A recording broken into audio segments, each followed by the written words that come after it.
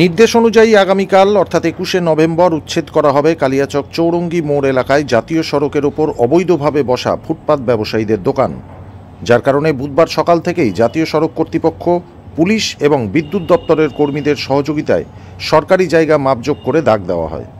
তার সঙ্গে প্রত্যেকটি ফুটপাতে দোকানদারদের আজ এবং কাল দুপুরের মধ্যে নিজেদের দোকানপাট তুলে নেওয়ার নির্দেশ দিয়ে দেওয়া হয়।